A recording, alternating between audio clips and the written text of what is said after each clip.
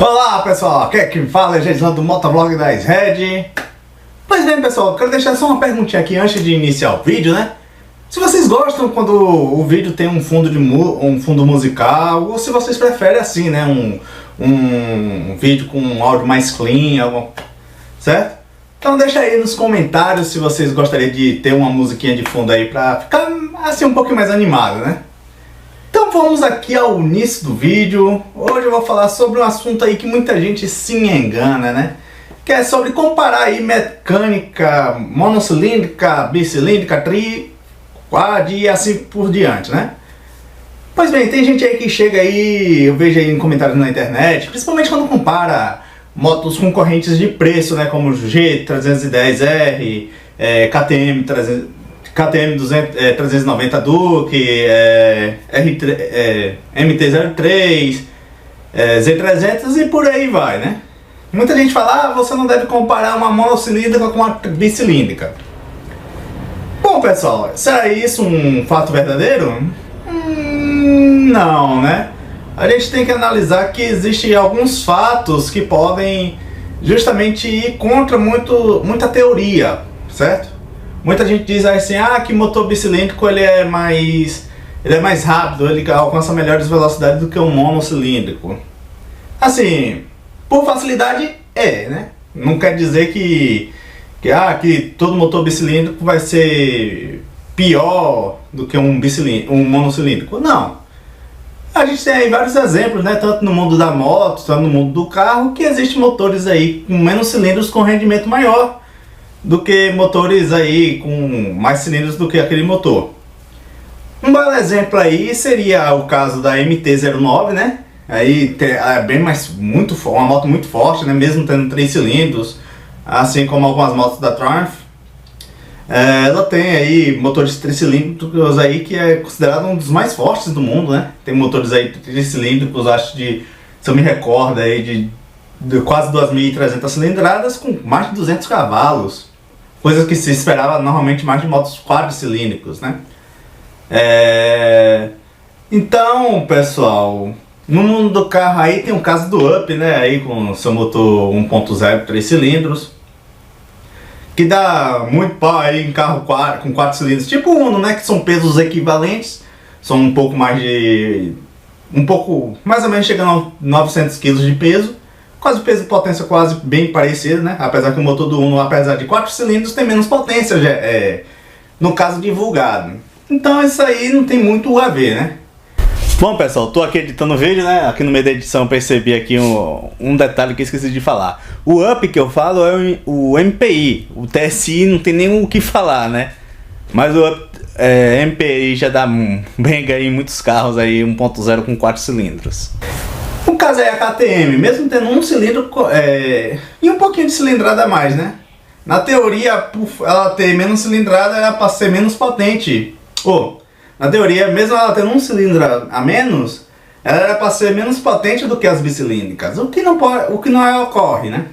Um bom exemplo aí, né, é a Falcon, né? Que possuía quase a mesma cilindrada, no caso 9 cilindradas a mais, e possuía somente menos de 30 cavalos, se eu me recordo. Muitos falam, mas a velocidade final da KTM aí é menor do que da R3 ou da MT-03 do que das R300, por exemplo. Sim, de fato, né, a velocidade final, acho que da Duke 390, ou 390 Duke, né, aí pra quem é fã da KTM, ela realmente tem uma velocidade final um pouco menor, certo? Mas isso tem vários fatores, né? Vocês podem ver que o motor da KTM ela não é tão girador quanto a da Z300 e da MT, né? Ela é um motor mais elástico, né? Tem uma curva de potência lá um pouco mais plana do que a potência da KTM. Mas isso não quer dizer lá muita coisa, né? Ela é muito mais esperta do que a Z300 e a MT-03, né, até os 120 km por hora, aí ela é muito mais rápida. Claro, isso aí vai depender de muitas questões, né? Mas a principal como o motor é construído. Claro, o motor da KTM poderia girar o quanto uma Z300 e uma MT-03 gira? Bom, se a KTM quisesse, sim. Poderia até ter um desempenho próximo, né? Apesar da sua cilindrada maior, um desempenho muito próximo, até mesmo superior. Claro que isso aí ia acarretar em custos maiores, né? A moto já é cara por padrão, já é bastante cara. Apesar que apresenta algumas coisas que as outras Nakers aí não tem. Eu não vou citar aqui direto o que poderia ser, né? Mas um comando mais bravo deixaria o motor mais girador, assim como um pistão mais largo ainda e um custo menor do virabrequim lá, poderia também auxiliar esse motor a girar mais. Um belo exemplo se eu me recordo, a Phaser 250, ela gira até 11.000 RPMs, assim, antes da faixa vermelha. Enquanto a KTM tem uma faixa, o painel vai de 0 até 14, se eu me recordo, porém quando chega nos 10.000 ele morre, né? Deixando aí bem claro que a KTM poderia, caso financeiramente dizendo, poderia alcançar giros maiores, consequentemente mais potência. Porém isso aí ia acarretar uma perda de torque na saída, né? Então muita gente chega assim falando, você não pode comparar. Pode, principalmente quando você compara preço, né? É o que realmente importa pra gente. É na hora de você chegar lá na concessionária e pagar. A G310 tem um desempenho não muito satisfatório aí, como muitos dizem, né? É um desempenho um pouquinho acima aí da CB300, por exemplo. Mas ela tem um preço, vamos dizer assim, 10 mil, se ela tivesse em fábrica, 10 mil reais mais cara. Então, claro, você vai pagar pela suspensão upside, pela embreagem deslizante, pelo motor com arrefecimento líquido, com arrefecimento líquido. Se eu me recordo, o motor dele é cárter seco, não lembro muito bem. KTM eu tenho certeza. Então você, claro, vai pagar por isso, né? Você vai pagar, ainda vem a hegemonia da marca, né? O peso da marca que ainda inclui em cima do preço. Então você sim pode comparar, assim, desde que sejam concorrentes, apesar que a G310 não é concorrente da Z300, né? Da KTM, a 390 Duke e por aí vai, elas não são concorrentes, até porque ela é uma street, certo? As pessoas às vezes confundem a street com naked, pessoas chamam a Phaser 250 de naked, assim como a CB Twister e, salvo engano aí, né?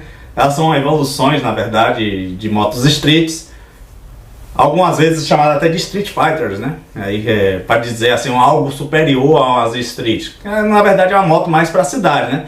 Apesar de ter um apelo esportivo, ela não chega a ser como uma Z300 mesmo, que vamos dizer que é uma Ninja 300 lá, super esportiva, né? A esportiva da marca.